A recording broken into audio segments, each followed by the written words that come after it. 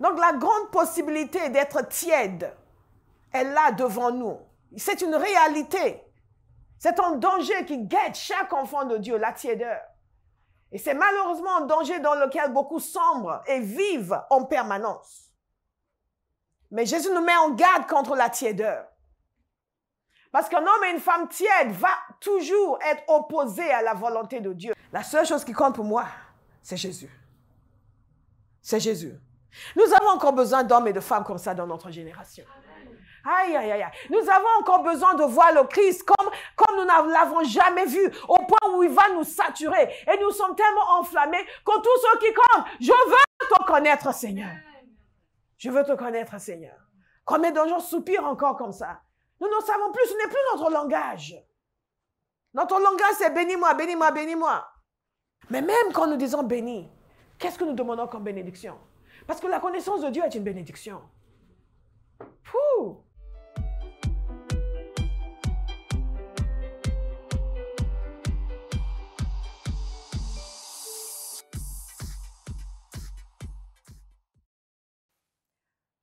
Je vais vous lire 2 passages rapidement que vous connaissez déjà très bien. Le premier est dans Lévitique 6, parce qu'il faut toujours que nous donnions un contexte à ce que nous disons. Et le deuxième, c'est dans Apocalypse 3, verset 16.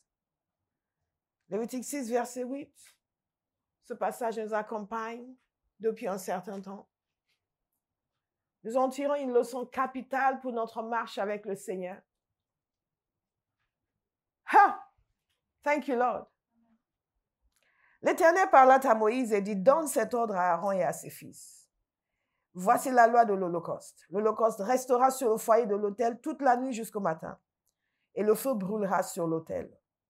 Le sacrificateur revêtira sa tunique de lin et mettra des caleçons sur sa chair. Il enlèvera la cendre faite par le feu qui aura consumé l'Holocauste sur l'autel, et il la déposera près de l'autel. Puis il quittera ses vêtements et en mettra d'autres pour porter la cendre hors du camp. Dans un lieu pur, le feu brûlera sur l'autel, il ne s'éteindra point. Chaque matin, le sacrificateur y allumera du bois, arrangera l'holocauste et brûlera la graisse des sacrifices d'action de grâce. Le feu brûlera continuellement sur l'autel. Il ne s'éteindra point. Nous avons compris que dans l'économie de Dieu, le feu représente sa présence. Le feu représente sa puissance. Le feu représente sa personne. Le feu représente l'intensité de la manifestation de Dieu. Le feu représente aussi le Saint-Esprit. Et le feu est aussi ce qui est produit en nous par la présence de Dieu. C'est-à-dire la passion, le zèle pour Dieu, pour les choses de Dieu, l'engouement. Et ce matin, je vais vous dresser rapidement le portrait d'un homme en feu. The portrait of a burning man. Très rapidement, il y a 3 choses qui caractérisent un homme en feu. Et nous allons essayer de les décortiquer. Thank you, Jesus. Et la première chose, c'est qu'ils sont consumés par les buts de Dieu dans leur génération. Et ils sont inarrêtables. La deuxième chose, c'est qu'ils sont consumés par la personne de Dieu. La troisième chose, c'est qu'ils sont consumés par l'œuvre de Dieu. Consumés par les buts de Dieu dans leur génération. Ils sont inarrêtables. Ils sont consumés par la personne de Dieu. Ils sont consumés par l'œuvre de Dieu. Ces 3 choses, vous allez toujours trouver dans une personne qui est en feu. Si quelqu'un vous dit qu'il est en feu et que ces 3 choses ne sont pas présentes, vous êtes libre de ne pas le croire. Sans entrer dans des disputes. Nous nous sommes faits pour des signes et des prodiges, pas pour des disputes et des querelles.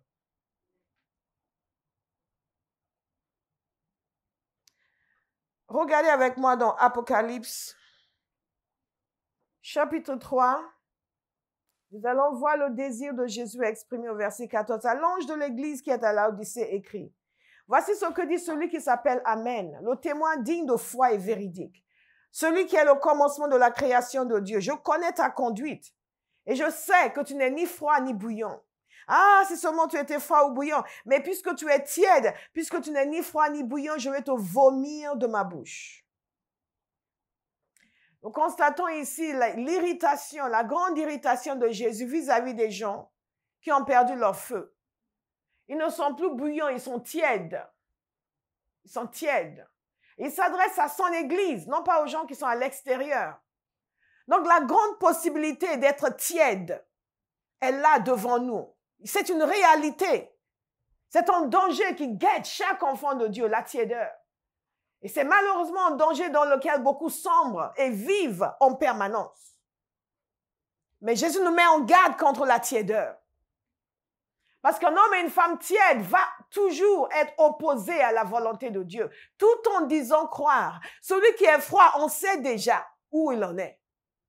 Mais nous sommes souvent très tièdes, tout en chantant nos Alléluia tonitruants. Mais la tiédeur nous a envahis. Et cette tiédeur nous a envahis, nous paralyse.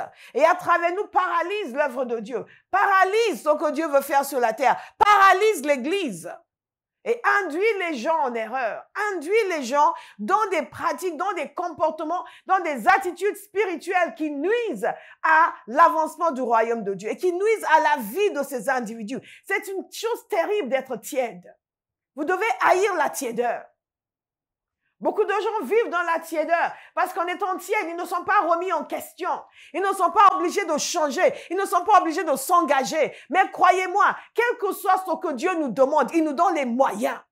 Et tout ce qu'il nous demande est ce qui est bon pour nous. Il est important pour nous d'arriver à la compréhension de la bonté, la bienveillance, la miséricorde et l'extraordinaire capacité de Dieu de façonner une vie humaine qui accepte de se laisser façonner. Et Jésus dit aux gens qui sont tièdes, je vous vomirai de ma bouche. Ce sont les chrétiens. La tiédeur est une chose très dangereuse. Et à la fin de ce message, je vous parlerai d'un point de vue historique, quelques exemples de ce que la tiédeur a causé dans l'histoire de l'Église et dans l'histoire du monde. Comme nous avons vu en parlant d'Esdras, la vie de chaque individu compte. La vie de chaque chrétien compte. Votre manière de vivre compte dans le royaume de Dieu. Votre manière de vivre pour conduire des multitudes au ciel comme il peut les conduire en enfer. Votre manière de vivre. Et votre choix d'être en feu ou d'être tiède va déterminer la destinée de beaucoup de personnes. Parfois, lorsque les gens viennent dans l'église, ils sont en feu. Ils se convertissent en feu. Mais face à la tiédeur de ceux qui sont là, ils perdent vite leur feu. Jésus parlait des pharisiens qui traversaient des distances pour aller faire un seul converti et il les transforme en fils de l'enfer. Souvent, nous sommes comme ça dans l'église. Nous allons gagner une âme. Mais quand l'âme entre dans l'église, notre tiédeur va l'envahir complètement. Il a envie de faire des choses pour le Seigneur. Nous sommes là, non, mais tu sais. Il s'engage dans un département. Il veut servir. La paresse, le manque de sérieux des gens dans le département vont tuer son zèle.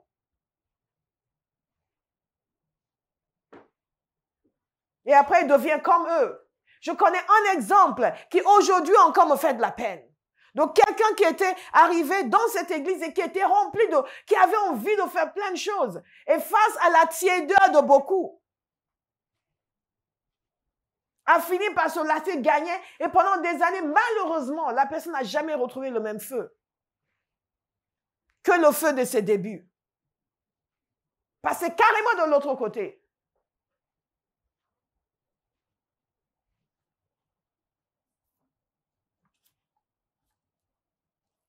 C'est une chose terrible d'être tiède. Nous devons lutter pour garder notre feu.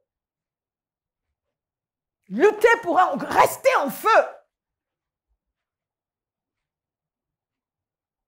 Pas d'excuses à nous donner. Non, c'est parce que j'ai pas beaucoup dormi, j'ai pas ceci. Semaine après semaine, après semaine, après semaine, après semaine, après semaine. Frère, pourquoi tu n'es jamais là à l'heure? Nous prions à 8h30. Non, mais tu sais. Mais si on te demandait de venir ici, récupérer un chèque de 10 000 euros, tu seras là à l'heure. Ça, c'est la tiédeur.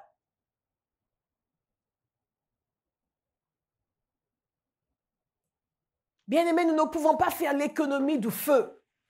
Je veux que vous compreniez, ce n'est pas quelque chose qui est donné à quelques individus qui sont juste, ils sont un peu plus, tu vois, il y a des gens comme ça, nous autres. Ce feu doit brûler à l'intérieur de nous. Nous ne sommes pas tous hyper expressifs, quoique dans notre génération, tout le monde est expressif. Vous le voyez, ils sont tranquilles à l'église, mais donc quand ils arrivent dans un stade de foot, yeah! Ne les reconnaissent pas, mais c'est le petit, oui, c'est lui. Mais de toute façon, en France, nous sommes très expressifs. Thank you, Holy Spirit. Je veux que quelqu'un décide aujourd'hui, c'est fini la passivité, c'est fini la tiédeur, c'est fini l'indifférence. J'exerce l'autorité sur moi-même. Je dois être en feu en continu. Jésus a dit, si seulement tu étais froid ou bouillant, mais puisque tu es tiède, puisque tu n'es ni froid ni bouillant, je vais te vomir de ma bouche. Puisque tu es tiède.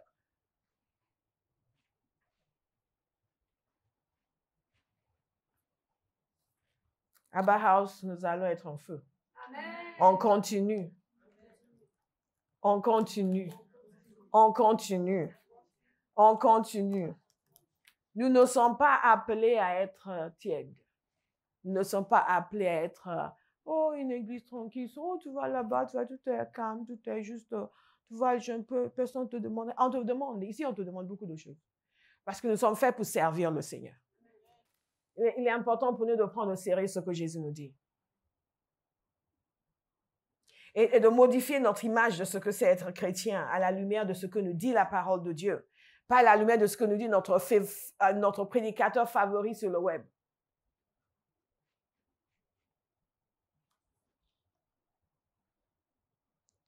Pour accomplir l'objectif de Dieu, il nous faut le feu. À quoi ressemble un homme de feu? Quel est le portrait d'un homme de feu? D'une femme aussi, ne vous inquiétez pas. Hein. Vous ne pouvez quand même pas me taxer de misogyne. Hein? Franchement, il faut le faire.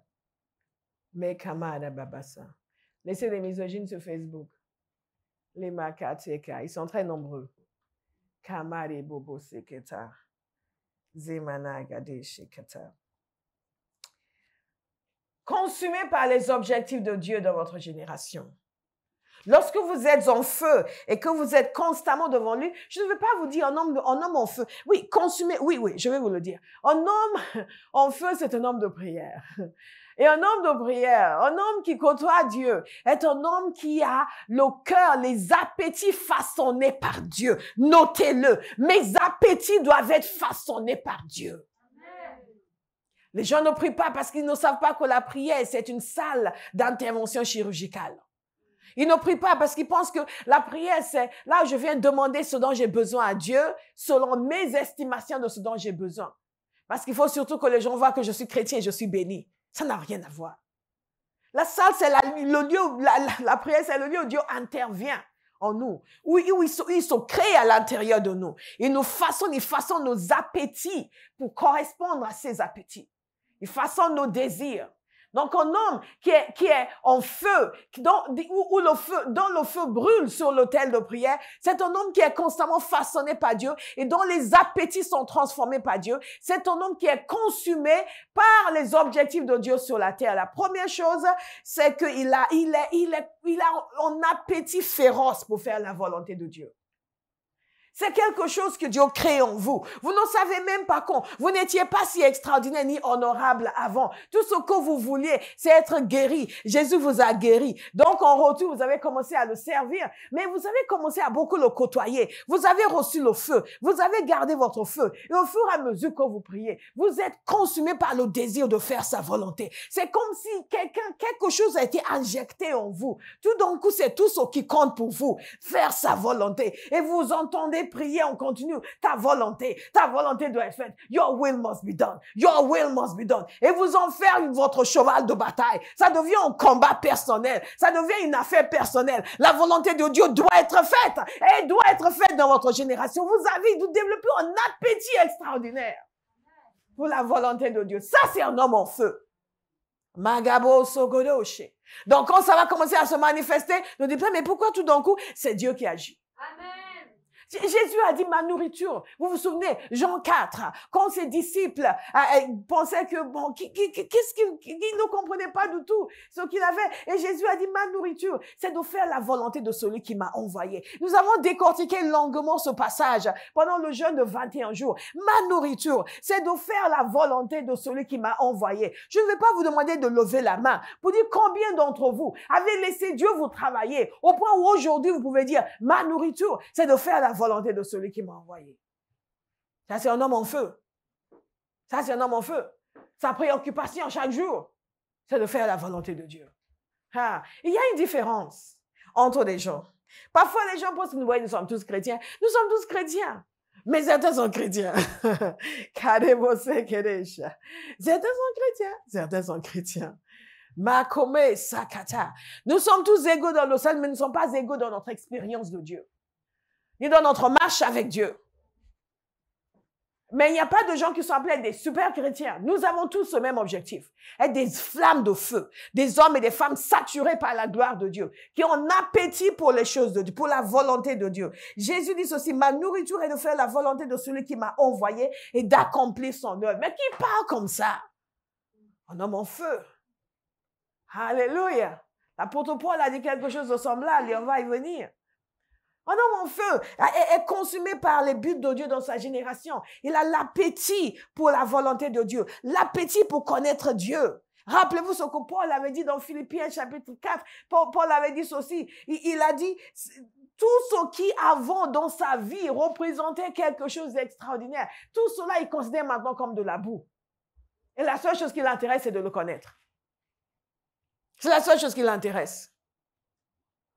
Il dit, je considère même tout comme une perte à cause du bien suprême qu'est la connaissance de Jésus-Christ. Regardez cela. Il met sa vie, toutes ses prérogatives sur une balance. De l'autre côté, il y a la connaissance de Dieu. Il dit, tout cela, c'est de la boue. La seule chose qui compte pour moi, c'est Jésus. C'est Jésus. Nous avons encore besoin d'hommes et de femmes comme ça dans notre génération. Aïe, aïe, aïe. Nous avons encore besoin de voir le Christ comme nous ne l'avons jamais vu, au point où il va nous saturer. Et nous sommes tellement enflammés que tous ceux qui comptent, je veux te connaître, Seigneur.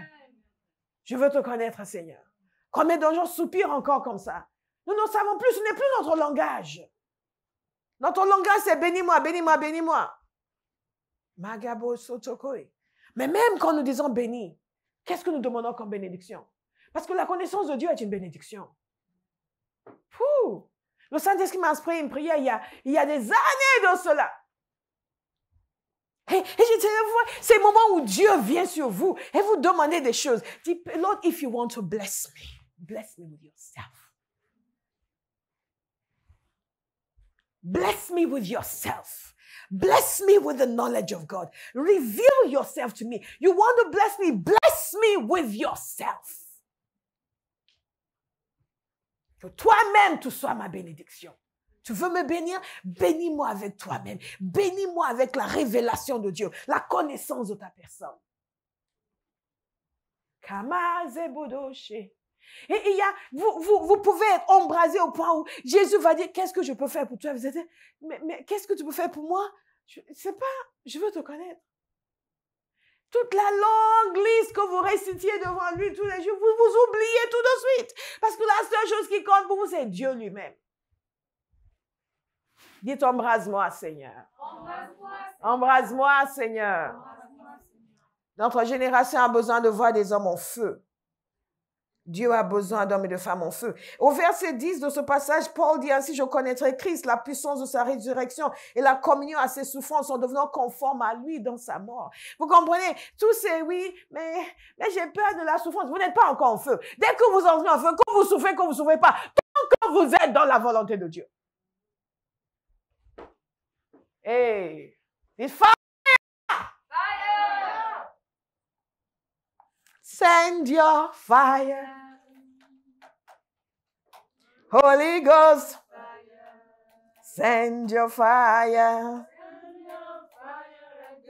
Oh. Holy Ghost fire. Send your fire. Send your fire. Fire, fire. Holy Ghost fire. Send your fire. Send your fire again. Mhm. Holy Ghost fire. Hallelujah. Un homme en feu, c'est un homme qui est consumé par les buts de Dieu dans sa génération. Qui a un appétit pour connaître Dieu. Il a des appétits que les gens trouvent étranges. Notez-le, il a des appétits que les gens trouvent étranges. Il a des appétits que les chrétiens tièdes trouvent étranges. L'appétit pour faire la volonté de Dieu. L'appétit pour connaître Dieu. Il a des appétits que les gens trouvent étranges. Je parle de celui qui est consumé par les buts de Dieu. Il a des appétits que les gens trouvent étranges. Il a une consécration que les gens trouvent incompréhensible.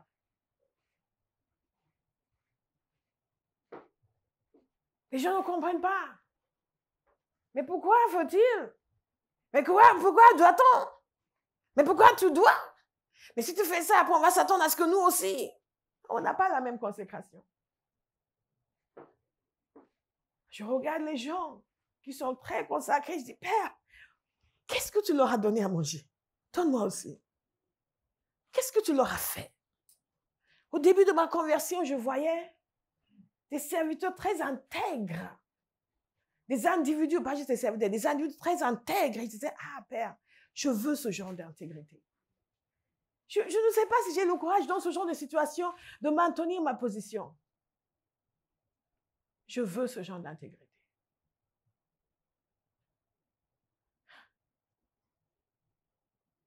Des années après,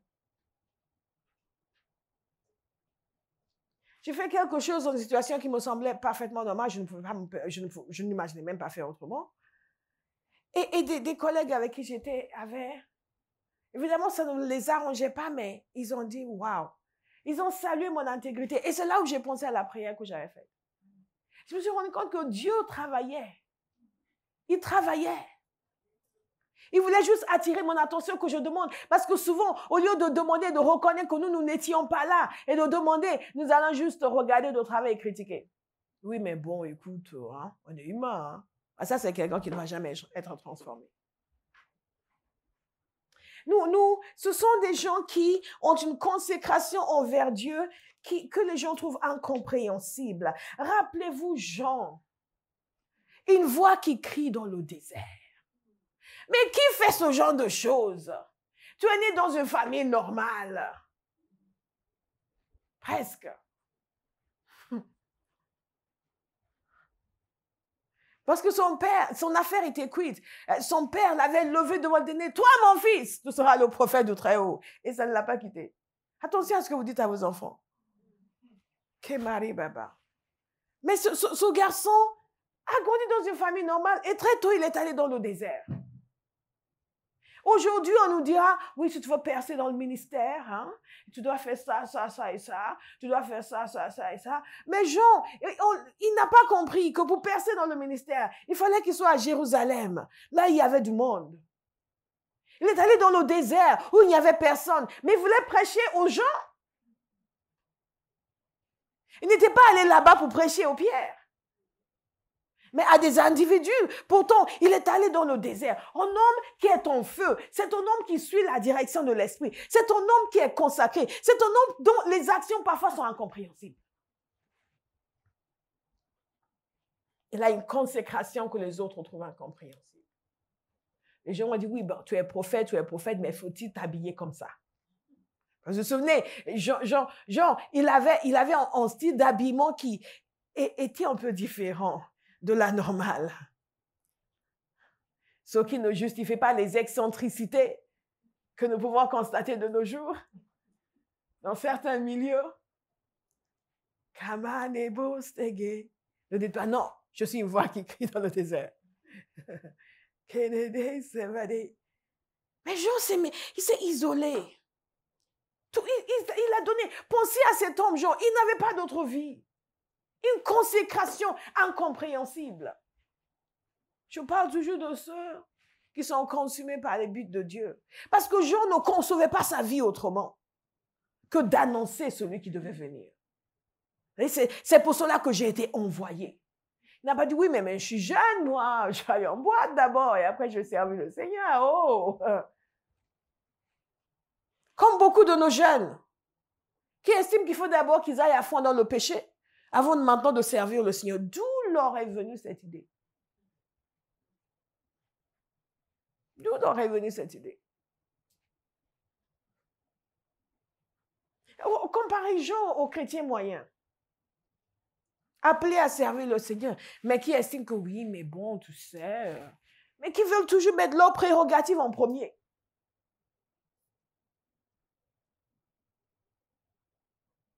Parfois, vous demandez aux gens de servir le Seigneur, vous devez prendre, leur parler avec des pincettes, très délicatement. Un homme, une voix qui criait dans le désert. Il avait non seulement un habillement spécial, il avait aussi un régime particulier.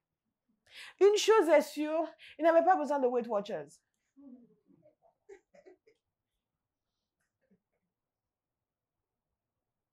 Que le feu de Dieu nous embrase. Amen. Au point où nous sommes prêts à consentir tous les efforts nécessaires pour parvenir à là où Dieu veut nous envoyer.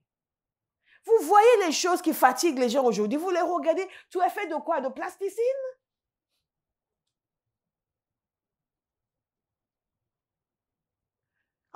Une petite tâche. Oui, mais bon, oui, mais Père, oh Dieu, c'est Dieu de gloire. Merci, parce que tu m'as donné la capacité de faire. Et il dit, faire quoi? Tu as besoin d'une capacité spéciale pour faire ça. Parce que nous ne sommes pas en feu, tout nous paraît énorme. Cet homme a sacrifié toute sa vie, toute son existence. Sa vie était pleinement identifiée à la volonté de Dieu. Que Dieu nous fasse la grâce d'avoir les yeux ouverts sur les années qui passent afin que nous cessions de gaspiller nos vies.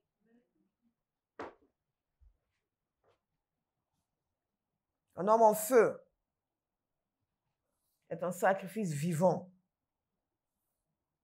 C'est un homme qui veut ce que Dieu veut et qui œuvre pour ce qui est cher à son cœur. Je parle encore du fait d'être consumé par les objectifs de Dieu dans notre génération. Regardez ce que l'apôtre Paul a dit. Philippiens 1, 21. En effet, Christ est ma vie et mourir représente un gain. What? Hein? En effet, Christ est ma vie. Christ est ta vie. Mais moi, aller au resto est ma vie. Non, moi, ma vie, c'est faire des expériences. Moi, ma vie, c'est faire des grands voyages. Tu comprends?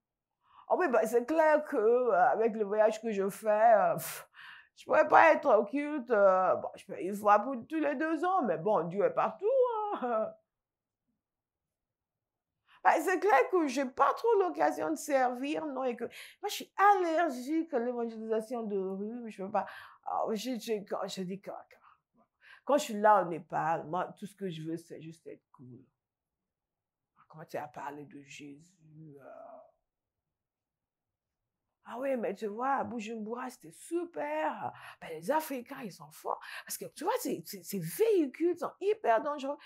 Tu as évangélisé? Comment ça évangéliser? Tu peux aller pour ça, quand même. Mais tu fais que ça. 2 ans de ta vie, tu as fait ça et tu n'as pas parlé à une âme. Non, mais quand même, il faut comprendre. Dans la vie, on accumule des expériences. Pour moi, vivre, c'est Christ. Est-ce que je suis contre les voyages? Non. Mais où que nous soyons bien-aimés, n'oubliez pas.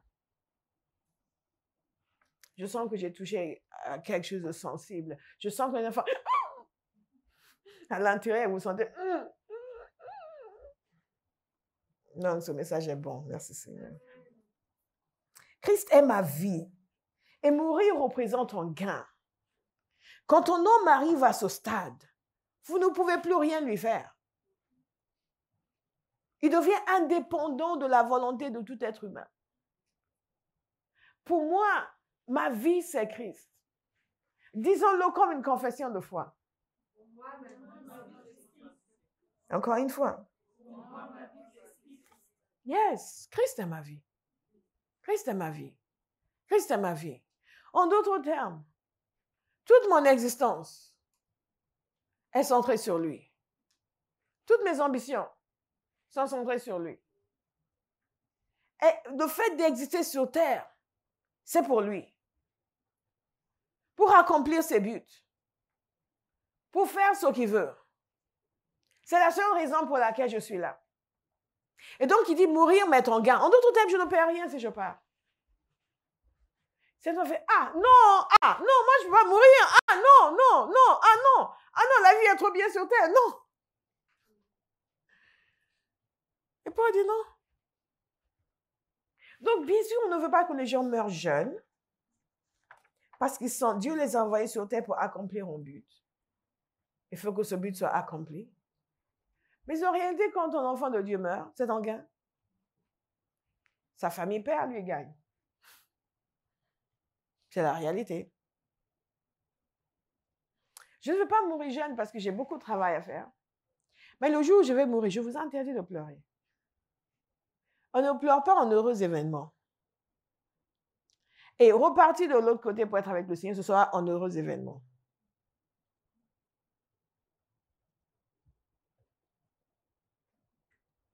Un heureux événement. Je dirais même aussi, envoie les anges pour secouer ceux qui vont pleurer. Il est important pour nous de croire ce que nous disons croire. Alors, pour accélérer dans ce message, chacun dit oui, pasteur. Paul dit ceci dans Romains 15, verset 20. C'est une consécration que les autres trouvent incompréhensible. Parce que, ok, Jean-Baptiste, il a fait son ministère dans le désert et finalement, ça s'est arrêté. Jésus est venu. Jésus a continué son œuvre. Jésus a commencé son œuvre à lui et l'œuvre de Jean-Baptiste s'est arrêtée. Et bon, on a vu des hommes étranges. Maintenant, on va tous redevenir normaux, n'est-ce pas?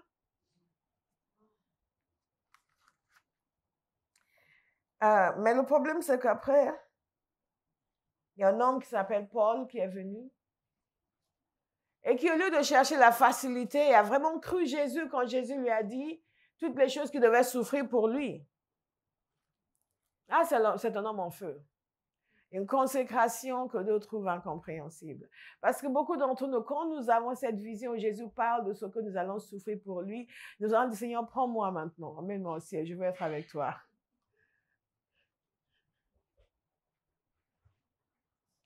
Paul dit ceci dans Romains 15. Il n'a même pas cherché la facilité. Je me suis fait un point d'honneur d'annoncer l'évangile là où Christ n'avait pas été annoncé. Qui est-ce qui pense comme ça? Aujourd'hui, notre idée de la croissance de l'Église, c'est de démarcher tous nos amis dans leurs églises pour qu'ils viennent dans la nôtre. Et nous fondons notre Église sur les larmes d'une autre Église. Je ne dis pas que les gens ne peuvent pas aller d'une église. Dieu ne peut pas amener les gens dans une autre église. Il peut le faire. Mais là, ils savent qu'ils sont conduits par le Seigneur. Ce n'est pas que les membres qui sont là les ont démarchés activement. Il faut dire, non, nous, on a ceci, nous, on a cela. Vous avez une chorale. Et on dresse une liste et on essaie de persuader les gens qui sont déjà convaincus de venir chez nous. Non, vous n'avez pas de chorale, vous. Nous, on a une super chorale. Écoute, cette fille, aïe. Il y a une fille qui s'appelle Bernice, pas Béa, mais Bernice. Qui chante comme un ange. Et nos prédications sont courtes, 30 minutes, c'est pas qu'on passe de là 1h10. Fou. Et notre activité de croissance d'église est basée sur les larmes d'une autre église. L'apôtre Paul a dit ceci, une consécration incompréhensible. L'apôtre Paul a dit ceci, non, je ne veux pas aller, je veux aller là où Christ n'a pas encore été connu. Il dit ceci, je me suis fait un point d'honneur d'annoncer l'évangile là où Christ n'avait pas été annoncé, afin de ne pas construire sur les fondations posées par un autre. Mais comme il est écrit, ceux à qui il n'avait pas été annoncé verront, et ceux qui n'en avaient pas entendu parler comprendront. Est-ce qu'à Barras, nous pouvons prendre cela comme leitmotiv pour notre opération Maison Remplie? Qu'on nous irons vers ceux qui ne le connaissent pas. Ceux à qui l'évangile n'a pas été annoncé. Ceux qui n'ont pas encore donné leur vie au Seigneur, même s'ils ont déjà entendu. Nous éviterons de prendre nos téléphones pour appeler nos amis dans toutes leurs églises pour dire « Ah, t'es encore là-bas ?» Des questions que les chrétiens posent. Quelqu'un avait eu cette question à quelqu'un, t'es encore à Barhouse.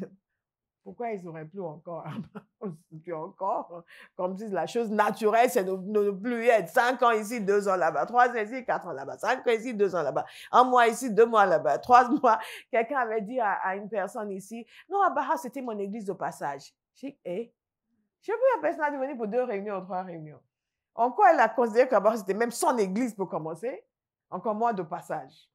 Vous voyez la mentalité ridicule de certains. Aïe, thank you, Lord. Donc, Abraham, est-ce que nous pouvons adopter ce principe? Que nous irons là où Christ n'a pas été annoncé. Nous irons là où Jésus n'a pas été accepté. Quelqu'un peut avoir entendu l'évangile, mais n'a pas encore donné sa vie au Seigneur. Nous demandons au Seigneur une connexion divine avec ceux-là.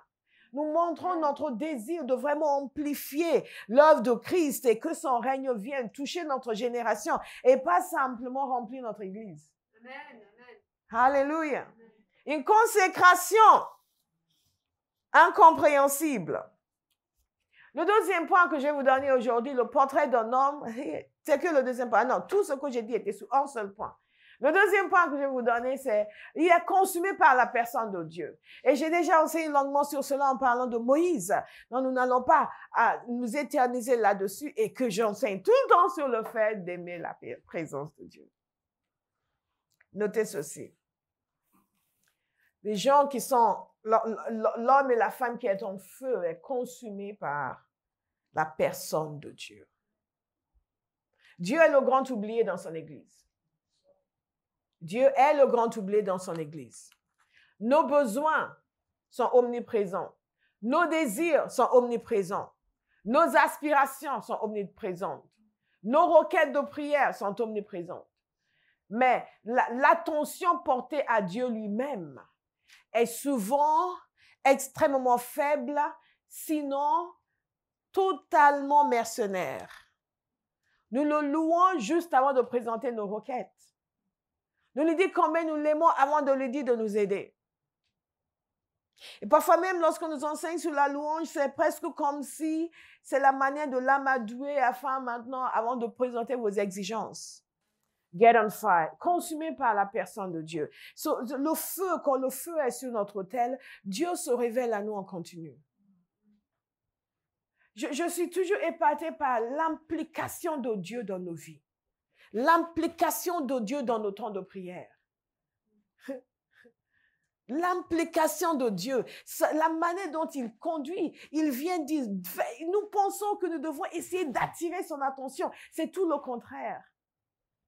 Au fur et à mesure que le feu grandit en nous et que nous passons du temps avec lui, nous nous rendons compte qu'il est toujours présent, il a toujours quelque chose à dire, toujours quelque chose à nous présenter, toujours quelque chose à nous enseigner. Si nous sommes intéressés par lui, de temps en temps, évitez de demander quoi que ce soit, sauf de le connaître. Oui, mais j'ai tant de problèmes. Mais il n'est pas obligé de répondre de toute façon. Donc, pas du principe qu'il risque de ne même pas répondre, donc ne demande même pas. Simplement, viens pour une fois, dis, Père, c'est de toi que je viens parler. Halabakata. Tu es plus grand que ce que l'on dit. Tu es plus grand que ce que l'on dit. Tu es plus grand que ce... Un homme en feu est un homme qui est consumé par la personne de Dieu. C'est un contemplateur de la gloire. C'est un amoureux de sa présence. C'est un homme de communion comme Moïse. C'est un homme humble parce qu'il est constamment face à la vision de la grandeur de Dieu. On connaît les gens qui sont en feu parce qu'ils sont humbles. Ils sont humbles. La vraie humilité, pas celle où on fait semblant. L'homme en feu, c'est un homme qui a accès à la joie. Il est joyeux. C'est un amoureux de Dieu. Un homme en feu, c'est un homme qui est consumé par l'œuvre de Dieu.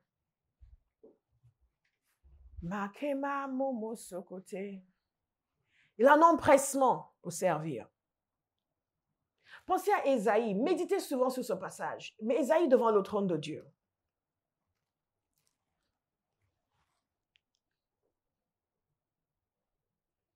Ésaïe a entendu une invitation.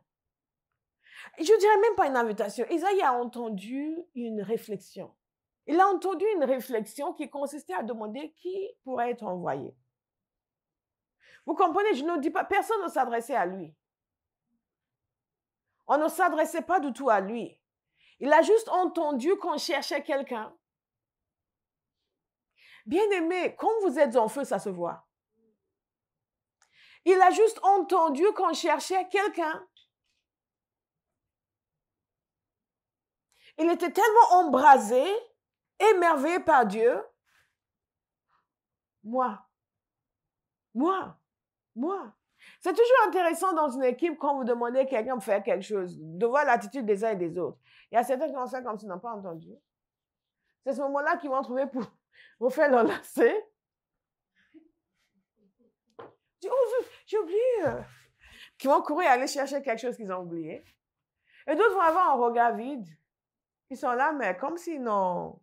Ils sont ailleurs. Et certains vont avoir un petit sourire gêné.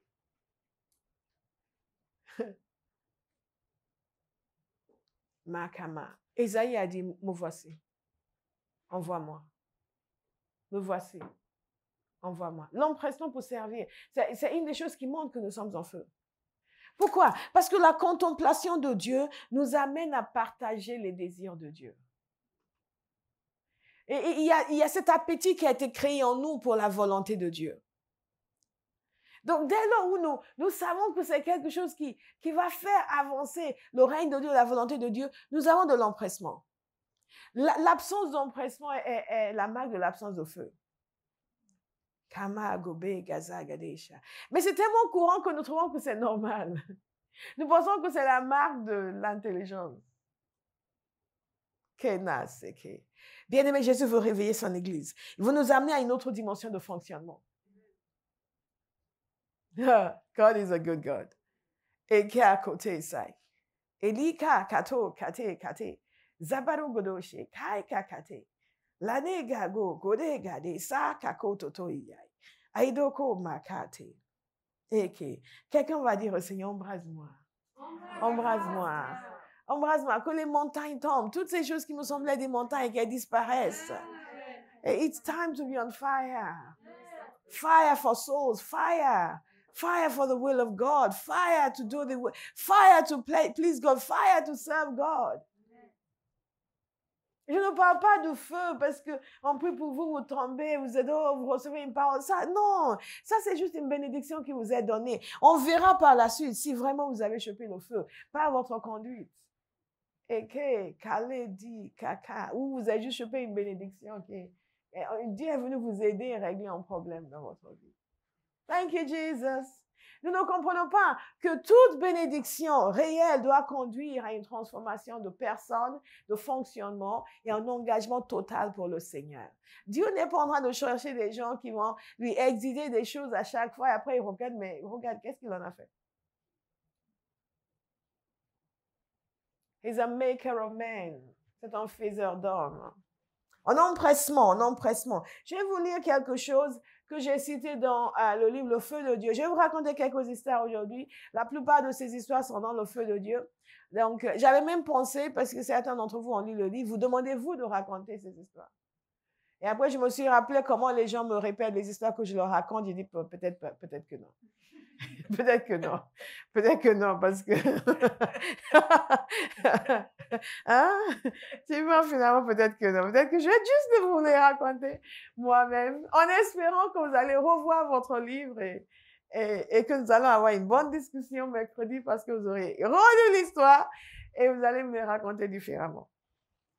C'est important pour nous de savoir que la parole de Dieu est une livre théologique, mais aussi un livre théologique, mais aussi historique.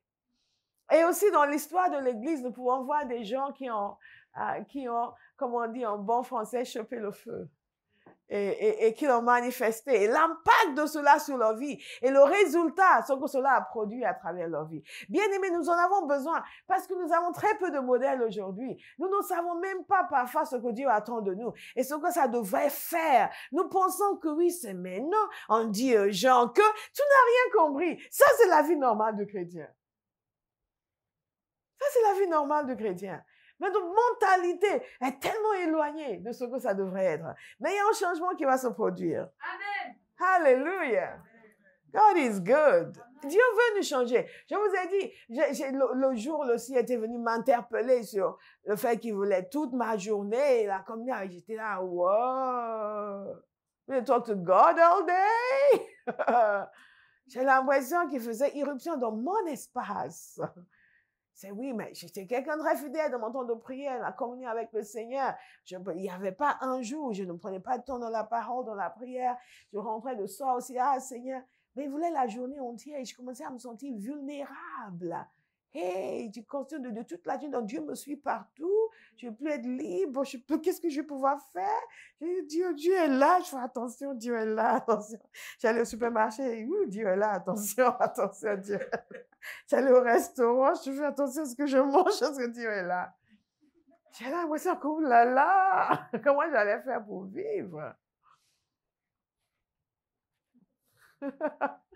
Aujourd'hui, Jesus! Dieu nous change, nous transforme. Et j'aimais le Seigneur. Simplement, je n'avais pas confiance dans ma propre bonté pour pouvoir être avec lui tout le temps. J'ai l'impression que j'allais me sentir coupable tout le temps. Tout le temps. Dès que je disais quelque chose de travers, aïe, il est là. God help me. Comme s'il n'entendait pas. Que Dieu est merveilleux. Mais nous sommes consumés par le désir pour l'œuvre de Dieu. Qu'est-ce que Charles Finney? Esaïe a dit, envoie-moi. Envoie-moi. Consumé par l'œuvre de Dieu. Charles Finney a dit ceci. Charles Finney était un avocat. Un des grands revivalistes que les États-Unis ont connus dans les siècles passés. Il était un avocat et disait d'ailleurs qu'il ne voulait pas se convertir. Il ne voulait pas se convertir parce qu'il soupçonnait que s'il se convertissait, Dieu allait lui demander de prêcher. Et il était trop attaché au droit. Donc, pour ça, il ne voulait pas se convertir. C'est très intéressant, n'est-ce pas? Il y a des gens qui vous annoncent l'évangile aujourd'hui, ils ne vous ont pas dit la vérité. Ils ne veulent pas se convertir parce qu'ils sentent qu'ils vont devoir changer certaines choses dans leur vie et ils n'ont pas envie de changer. Et Charles Finney, par contre, s'est converti. Il a été baptisé dans le Saint-Esprit. Il a vraiment eu une expérience extraordinaire avec le feu de Dieu. Et j'en parle dans le feu de Dieu. Lisez-le. Je raconte beaucoup de choses sur lui. Mais juste quelques points ici. Il écrit ceci. Ça, c'est une citation de feu de Dieu. Mais maintenant, après avoir reçu ces baptêmes de l'Esprit, j'étais tout à fait disposé à prêcher l'Évangile. Dites le feu de Dieu. Le feu de Dieu. Change mes désirs. Change mes désirs. Je suis consumé par l'œuvre de Dieu. Je suis consumé par l'œuvre de Dieu. Il était tout à fait disposé. Non, j'ai trouvé que je n'étais pas disposée à faire autre chose. Vous comprenez? C'est pas juste que, OK, maintenant je veux bien, je vais accepter de faire. Non, c'est qu'il ne se voyait même plus faire autre chose. Et je sais ce que l'on ressent dans ce genre de situation. Parce qu'en dépit de la difficulté, ça a été pour moi d'accepter l'appel de Dieu. Il est arrivé un moment dans ma vie, je ne concevais plus ma vie autrement. Pour tous ceux qui continuent à dire, oui, mais moi je suis oublié, devenez. Vous n'êtes pas encore, vous allez devenir. Laissez Dieu vous amener à devenir ce que vous êtes censé devenir. Et il disait, non, j'ai trouvé que je n'étais pas disposée à faire autre chose. Vous vous rendez compte? Je n'étais pas disposée à faire autre chose. Je n'avais plus aucun désir d'exercer le droit. Tout ce qui concernait cela était bloqué et ne m'attirait plus du tout. Je n'avais aucun désir de m'enrichir. Je ne désirais ni ne soupirais après les plaisirs du monde et les divertissements quelconques. Toute ma pensée était préoccupée par Jésus. Sans salut. Et le monde me semblait peu de choses. Aïe, aïe, aïe, bien aimé. Écoutez ça, le monde me semblait peu de choses. C'est ça notre grand besoin. Ce qui reflète le fait que nous ne sommes pas un peuple enflammé.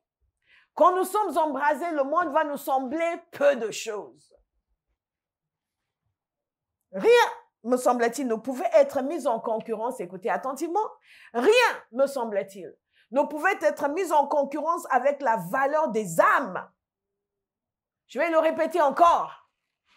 Parce que notre Église a besoin de comprendre cela. Beaucoup de gens pensent que leur business est plus important que ce qu'ils sont censés faire pour gagner des âmes. Ils pensent que oui, telle chose, telle situation est plus importante. Cet homme dit ceci. Il était avocat, s'il vous plaît. Et il n'était pas n'importe qui.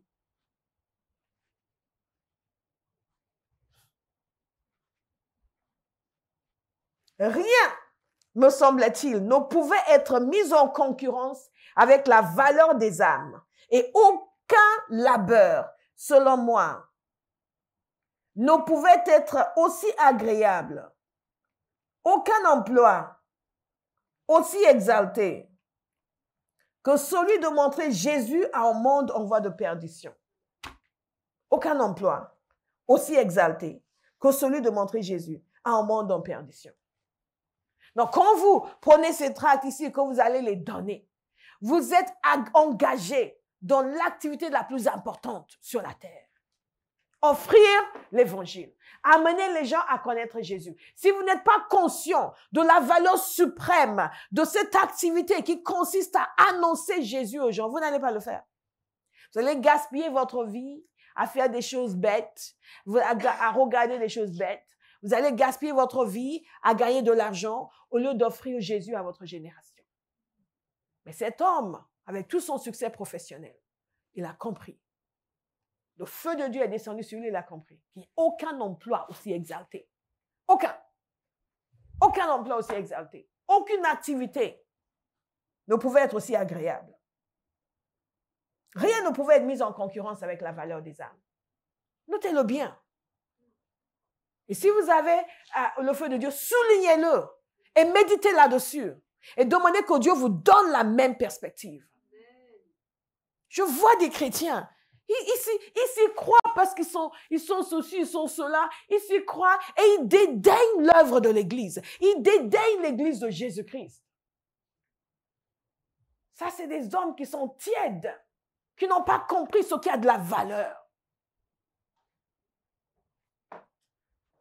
Regardez. Toute ma pensée était préoccupée par Jésus. Que cela soit votre témoignage. Amen.